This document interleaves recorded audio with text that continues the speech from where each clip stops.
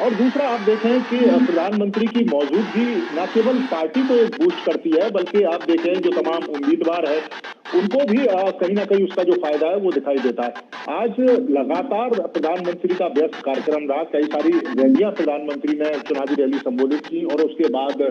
हावड़ा प्रधानमंत्री पहुंचे हैं और यहाँ पर एक विशाल जो रोड शो है उसका हिस्सा प्रधानमंत्री इस समय बने हुए हैं। और आप देखें कि लाखों हजारों की संख्या में जो लोग हैं उनको देखने के लिए यहाँ मौजूद हैं। और भारतीय जनता पार्टी का अगर हम पश्चिम बंगाल में अगर आप पॉलिटिकल ग्राफ देखें अजय जी, तो 2011 में मात्र 4% के आसपास जो वोट मिले थे और सीटें भी 0 थी। लेकिन उसके बाद धीरे धीरे इनके तमाम कार्यकर्ताओं ने, पार्टी के नेताओं ने जी तोड़ मेहनत की और एक विकल्प के तौर पर यहाँ पर पेश किया भारतीय जनता पार्टी को। जिस तरीके से वाम सरकार के दौरान में टीएमसी एक विकल्प के रूप में उभरी थी और वाम सरकार की जो तमाम पॉलिटिकल हिंसा है उसकी आलोचना करके टीएमसी सत्ता में आई थी। लेकिन आप देखें कि सत्ता में आने के बाद ममता बनर्जी और उनकी पार्टी, उनसे जुड़े तमाम लोग कई तरह के करप्शन के मामलों में सामने आए। इसके साथ साथ ही नौकरियों में हमने देखा है कि करप्शन का खेल खेला जाता था, कट मनी का मामला सामने आया था। यहाँ पर जो लॉटरी सिस्टम है उसमें भी इनका एक बड़ा रोल होता है। और दूसरे टीएमसी के जो तमाम गुंडे हैं जिनका जो जिक्र है वो पार्टी के तमाम लोग करते हैं कि राजनीतिक हिंसा का जो शिकार है वो टीएमसी के द्वारा बनाया जाता है। तो पार्टी ने एक विकल्प के रूप में अपने आप को पश्चिम बंगाल में खड़ा किया और आज उसी का नतीजा है। आप देखें कि 2021 के इलेक्शन में, यानी 2011 से जो सफर इन्होंने शुरू किया, 4% से थोड़े से ज्यादा वोट थे और 2021 तक 38% से ज्यादा वोट भारतीय जनता पार्टी ने हासिल किया और 77 सीटें भारतीय जनता पार्टी ने यहाँ पर हासिल की। और इसके पीछे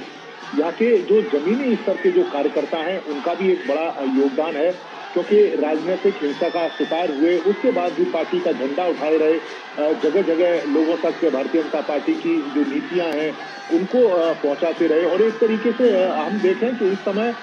2026 में एक अलग तरह का उत्साह भारतीय जनता पार्टी में दिखाई देता है। और प्रधानमंत्री की मौजूदगी, जिस तरीके से प्रधानमंत्री ने ताबड़तोड़ यहाँ पर रैलियां की हैं, एक के बाद एक लगातार रैलियां की हैं, उससे पार्टी के कार्यकर्ताओं और पार्टी के नेताओं में एक अजीब तरह का उत्साह पैदा हुआ है और उनको लगता है कि भारी बहुमत से प्रधानमंत्री की जो लोकप्रियता है उसका फायदा उनको मिलेगा और जो बीजेपी है वो 2026 की विधानसभा इलेक्शन को भारी बहुमत से जीतेगी। और प्रधानमंत्री नरेंद्र मोदी का ये रोड शो और यहाँ पर उमड़ी भीड़ ये बता रही है कि भारतीय जनता पार्टी अपने प्रधानमंत्री का जो जिस तरीके से जन चला स्वागत कर रहा है वो वोटों में अगर बदलेगा तो भारतीय जनता पार्टी के लिए एक अच्छी खबर होगी। तो 6 बजने वाला है नीरज, बिल्कुल आप समझे पहले चरण का जो मतदान है अब ठहर जाएगा। आपसे थोड़ी देर बाद अगर आप देखें तो बिल्कुल 6 बज चुके हैं। ऐसे में ये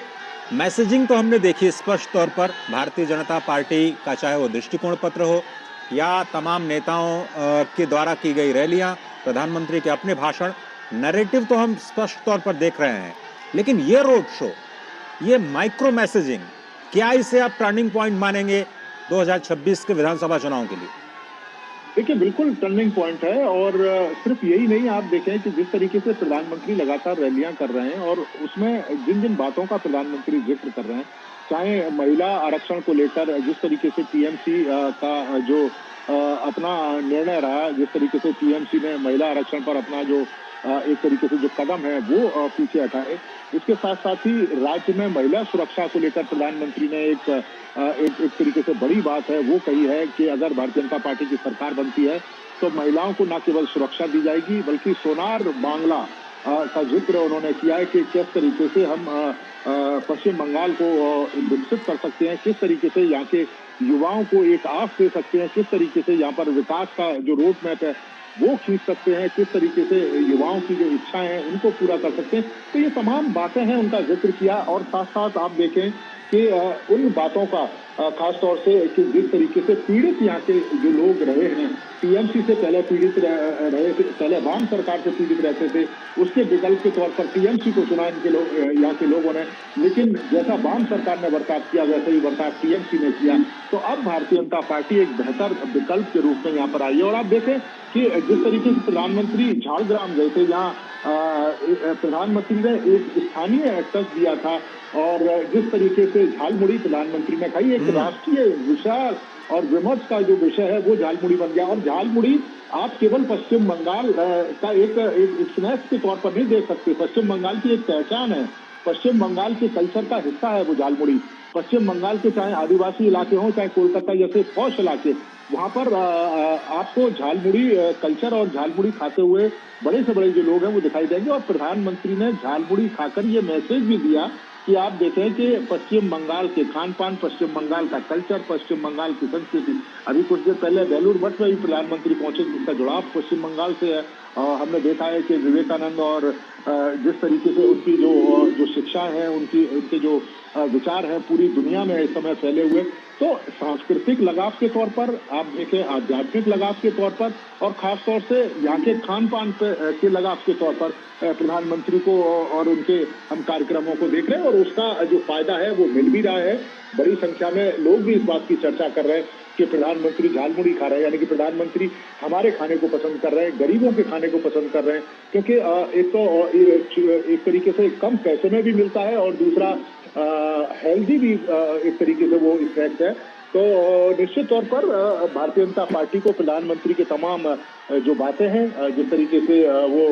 अपनी रैलियों में संबोधित कर रहे हैं और रोड शो के माध्यम से जनता से सीधा संपर्क कर रहे हैं, उसका जो फायदा है वो मिलता हुआ प्रतीत हो रहा है। यही कारण है कि आत्मविश्वास से लबरेज है इस समय भारतीय जनता पार्टी, और उनका ये कहना है कि वो 2026 के इस गढ़ को जीतेंगे, और टीएमसी ने जिस तरीके से गुंडा राज फैलाया है उसका खात्मा किया जाएगा, और जनता की सरकार आएगी, जनता की इच्छाओं को पूरा करेगी सरकार। नीरज, लेकिन ये जो तस्वीरें देख रहे हैं ये अभूतपूर्व तस्वीरें हैं। शायद इस तरह की तस्वीरें हमने पहले बंगाल की राजनीति में नहीं देखी, और ये मेगा रोड शो जिसकी सीधे तस्वीरें इस वक्त हम हावड़ा से दिखा रहे हैं। शुरुआती तस्वीरें जब हमें मिलनी शुरू हुई तो उसमें जो वहां पर जनता थी, जय श्री राम के नारे वहां पर लग रहे थे। धार्मिक स्वतंत्रता, धार्मिक धर्मनिरपेक्षता, या फिर कहें कि जो सांस्कृतिक पुनर्जागरण है, क्या कहा जाए, ये जो जन सैलाब है, क्या उस ट्रेंड को थोड़ा सा और आगे बढ़ाता हुआ दिखाई दे रहा है? देख रहे हैं कि बहुत बड़ी संख्या में लोग अपने घरों की अटारियों से, अपने खिड़कियों से प्रधानमंत्री का अभिवादन कर रहे हैं। हाथ हिला के प्रधानमंत्री नरेंद्र मोदी भी उनका अभिवादन स्वीकार कर रहे हैं। देखिए, ये प्रधानमंत्री का एक तरीके से प्रसिद्धि है पश्चिम बंगाल के लोगों के बीच में। और आप देखें कि जय श्री राम का जब जिक्र कर रहे हैं तो हमने वो दृश्य भी देखे थे कि जब ममता बनर्जी रोड से कहीं जा रही थी और कुछ लोगों ने जय श्री राम के नारे लगाए। कुछ साल पहले की बात है अजय जी, और ममता बनर्जी ने गाड़ी रोककर एक तरीके से नाराजगी व्यक्त करी उन लोगों के ऊपर, एक तरीके से उनको धमकाने की कोशिश की। तो आप एक धार्मिक जो मान्यताएं हैं, धार्मिक जो लोग पालन करते हैं, उनको एक तरीके से रोकने की कोशिश करते हैं और एक दूसरे पक्ष को आप खुली छूट देते हैं। तो ये मेरे हिसाब से किसी भी राज्य सरकार के लिए ठीक नहीं है। यही कारण है कि आप देखें कि प्रधानमंत्री जब इस बात का जिक्र कर रहे हैं कि सबका साथ सबका विकास होगा, धार्मिक जो स्वतंत्रता है वो लोगों की मिलेगी, लोग अपने हिसाब से जो पूजा पद्धति है उसका पालन कर सकते हैं, अपने हिसाब से खान पान। तो ये निश्चित तौर पर कहीं ना कहीं टीएमसी का एक तरीके से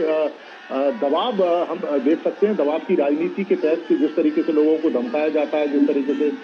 लोगों पर अपने विचारों को थोपा जाता है। जबकि भारतीय जनता पार्टी और खुद प्रधानमंत्री आप देखें कि लगातार जिक्र करते रहे। हमने देखा है कि गृह मंत्री अमित शाह यहाँ पर लगातार रैलियां करते रहे, रोड शो करते रहे, घोषणा पत्र उन्होंने जारी किया था और उन तमाम वायदों का उन्होंने जिक्र किया था कि अगर उनकी जो सरकार है वो अगर बनती है तो किस तरीके से वो लोगों की इच्छाएं हैं उनको पूरा करेगी, किस तरीके से जो लोग हैं उनको एक तरीके से